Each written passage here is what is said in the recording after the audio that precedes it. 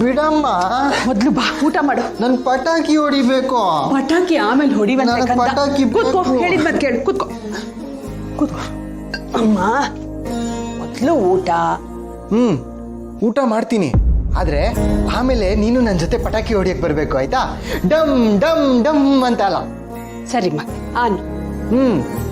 ಮೊದ್ಲು ನಂಗೊಂದ್ ಕತೆ ಹೇಳು, ಆಮೇಲೆ ಊಟ ಮಾಡ್ತೀನಿ. ಇವಾಗ್ಲಾ? ಈಗ್ಲೇ ಹೇಳಮ್ಮ. ನಿನ್ ಕತೆ ಹೇಳಿ ತುಂಬಾ ದಿನ ಆಯ್ತು. ಸರಿ, ಯಾವ ಕತೆ ಹೇಳಿ? ನೀನ್ ಯಾವ ಕತೆ ಹೇಳಿದ್ರು ಚೆನ್ನಾಗಿರುತ್ತೆ. ಕೇಳ್ತಾ ಕೇಳ್ತಾ ಊಟ ಮಾಡೋದೇ ಗೊತ್ತಾಗಲ್ಲ. ಸರಿ, ರಾಜ್ಕುಮಾರನ್ ಕತೆ ಹೇಳ.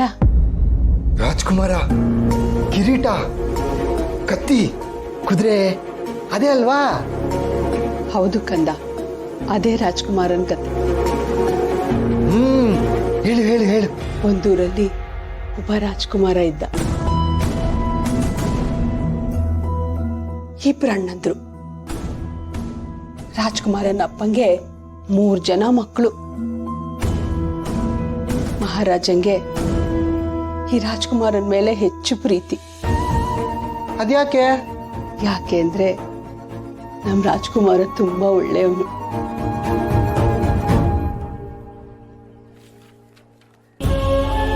ಅವನು ದೇವ್ರಂತ ಮಗ.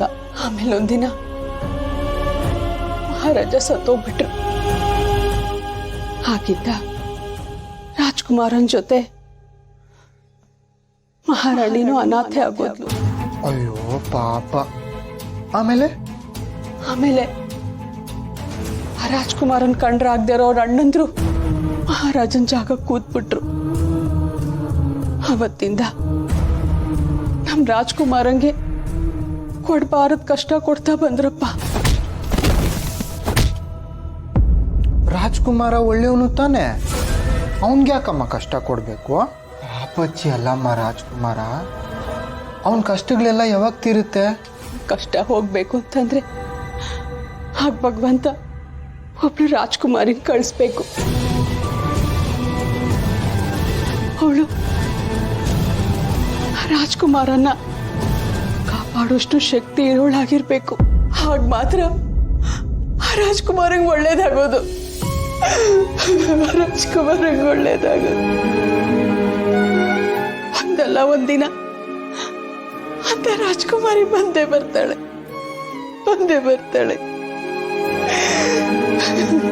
ಅಮ್ಮ ನಿಂತ್ ಕಡಮೆ ಅಲ್ಲ, ಅಷ್ಟೆಲ್ಲ ಕಷ್ಟಪಟ್ಟು ನಮ್ಮಪ್ಪನ ಕಣ್ ತಪ್ಪಿಸಿ ಇಲ್ಲಿವರೆಗೂ ಬಂದಿದ್ದೀನಿ. ನನ್ನ ಮೇಲೆ ನೀ ಹತ್ರ ಮಾತಾಡ್ಬೇಕು ಅಂತ ತಾನೆ. ನಿನ್ ಹತ್ರ ಮಾತಾಡಿ ಏನು ಯೂಸ್ ಇಲ್ಲ ಅನ್ಸ್ತಿದೆ. ಆಮೇಲೆ ನಿಂತ್ ಕಡಮೆ.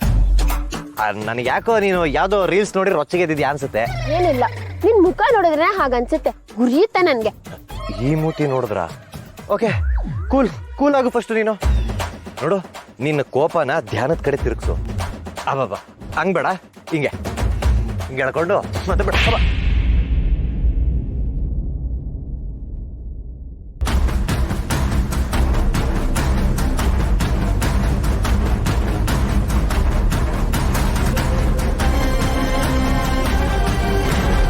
Baby, you hitting me? ಅಲ್ಲ ಬೇಬಿ, ಉಸಿರು ಹೇಳ್ಕೊಂಡು ಉಸಿರು ಬಿಡು ಅಂದ್ರೆ ನೀನ್ ನೋಡ್ರೆ ನನಗ್ ಬಿಡಿಸ್ತಾ ಇದೆಯಲ್ಲ.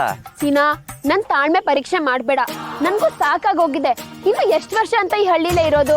ಎಷ್ಟ್ ದಿನ ಅಂತ ಈ ತರ ಕದ್ದು ಮುಚ್ಚಿ ಓಡಾಡೋದು? ಯಾರಾದ್ರೂ ಬಂದ್ರು ಅಂದ್ರೆ ಆ ಹುಲ್ಲಿನ ಬಂಡೆ ಒಳಗಡೆ ಮುಚ್ಚಿಟ್ಟೆ ನನ್ನ. ಮೊನ್ನೆ ಬಚ್ಚಿಟ್ಟಿದ್ಯಾ? ನನ್ ಹೇರ್ ಸ್ಟೈಲ್ ಎಲ್ಲ ಎಷ್ಟು ಹಾಳಾಗಿತ್ತು ಗೊತ್ತಾ? ನನ್ ಕೂದಲು ಸಿಕ್ಕಾಕೊಂಡಿರೋ ಹುಲ್ ತೆಗಿಯಷ್ಟರಲ್ಲೇ ಸಾಕಾಗೋಯ್ತು ನನ್ಗೆ. ಇರೋ ಸ್ವಲ್ಪ ದಿನ ಅಷ್ಟೇ ಬೇಬಿ, ಜಿಮ್ ಓಪನ್ ಮಾಡ್ತಿದ್ದಂಗೆ. ಇದೇ ಡೈಲಾಗ್ ಹೇಳ್ತಾ ಇದ್ರೆ ನೆಕ್ಸ್ಟ್ ಟೈಮ್ ಬರುವಾಗ ಚಾಕು ತಗೊಂಡ್ ಬರ್ತೀನಿ. ನಾವ್ ಯಾರಿಗೂ ಕಾಯೋ ಅವಶ್ಯಕತೆ ಇಲ್ಲ. ಹೆದರ್ಬೇಕಾಗಿರೋ ನೆಸೆಸಿಟಿನೂ ಇಲ್ಲ. ಪ್ರೀತಿ ಮಾಡಿದ್ಮೇಲೆ ಎಲ್ಲ ಫೇಸ್ ಮಾಡ್ಬೇಕು. ಅರ್ಥ ಮಾಡ್ಕೋ. ನೀನು ಹಿಂಗಂತ್ಯ, ನಮ್ಮಪ್ಪ ನೋಡ್ರೆ ಹಂಗಂತಾನೆ.